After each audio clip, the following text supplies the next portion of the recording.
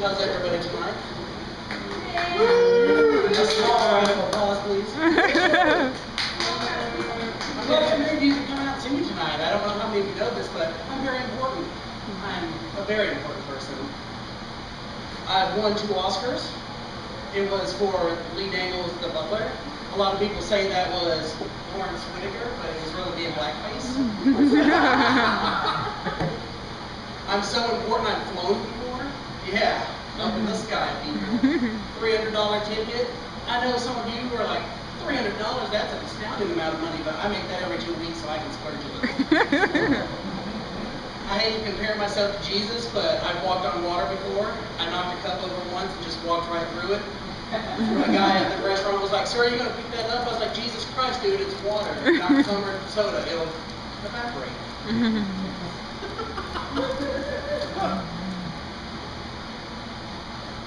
going to stand here awkwardly. I always knew, man, there's always that one point where you're like, you're on such a steam train and you're going right for it. And you're like, no, now I pause. Look at you guys. Just like about the microphone one. Oh, is it messing up on me too? Yeah. I thought my voice was so lovely it wouldn't screw up on me. Well, I'm sort of gripping it. This is the, well, you guys know blowjob techniques. You gotta hold the bottom, you know, grip the shaft a little there. Cup it under or something, a little like that. So I'm disappointed with toothbrushes still, you know, 20th century, and we're still ramming them in there like we're giving blowjobs all the time. And it feels like it because you rinse, scrub, scrub, scrub. You got to keep it up for a certain amount of time. Then you spit. You got to rinse and spit. And you get that little white foam all over. Sometimes if you're on your shirt, you're all embarrassed to go to work. You're like, oh, now they're going to know. I brush my teeth. I brush my teeth. I wanted my breath minty, you know.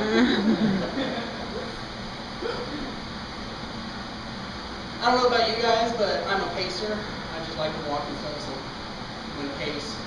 I get nervous legs and sit and they call it restless legs syndrome, I don't know, it's weird like that. Oh! So anyway, speaking of how important I am, a lot of people don't know this, but I run a marathon every year. And I know I get a lot of strange looks, people like, a guy your size runs a marathon, but I tell them, it takes somebody to coordinate all those joggers. I was going to let that one sink in a second. I'm hoping though to raise awareness. It's for people who have beat anorexia. All those skinny people come back to the fat side. We're trying to get them back into health and stuff.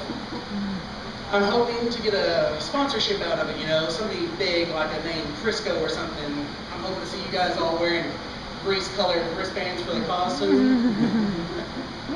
Come out for it. I'm trying to think of others.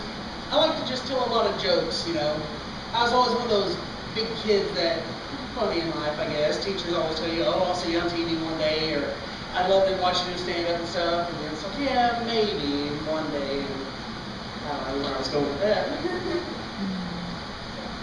I've told a lot of jokes, and I have a lot of favorites and everything. Of course, I've told some here. And I'm going to try to remember some more just to tell a few before I go. And let me think for a second. So you guys just pause. We're staying here, look at each other. What happened? Reflect. Actually, if I could just get you guys to all like start clapping really hard. Later when I edit my video, I'll tell a joke and cut that scene in. Damn, this kid's funny. That's how I do it. But that's how I Photoshop in all my abs too. I know it looks like a six-pack, but when you turn the side, something like that. What you guys stand for leaders? Anybody? You think it's, you know, I see a lot of people in Nevada, they're like, oh, we go to the famous bunny ranch and stuff. I don't know, maybe I'm not a typical guy, I just couldn't, it seems so weird to just think you're like laying there trying to satisfy a woman who's tried to be satisfied thousands of times before, and you're just sort of plowing away, she's like, oh yeah, give it to me. The more I think about it, I'm like, you watch porns, and they all have the same faces. They're all like, oh, and all that stuff. So it's like, all you need for a basic porn face, you just look up in the camera, and for dudes or women, either one, you know, they both get blowjobs on the camera. You cock up your eye, and you just have to sort of, and you just have to have this, like, I'm better than you blue steel look, you know, the blue, something like that. I'm taking this right now. Said all that instead of the pub. Got any joke, man. Let's see, what do you call a lesbian dinosaur? A lickalotopus? What's invisible and smells like carrots? Rabbit parts? These are all childhood favorites. Let's see. Oh, I've got the perfect one to finish on. So, Father O'Malley's just got done giving a sermon, and as everybody's leaving the church, he's shaking hands and greeting everyone, and he's got to use the restroom. So he goes into the bathroom, and he's in a stall, using the restroom, and he hears this odd noise coming from the stall next to him.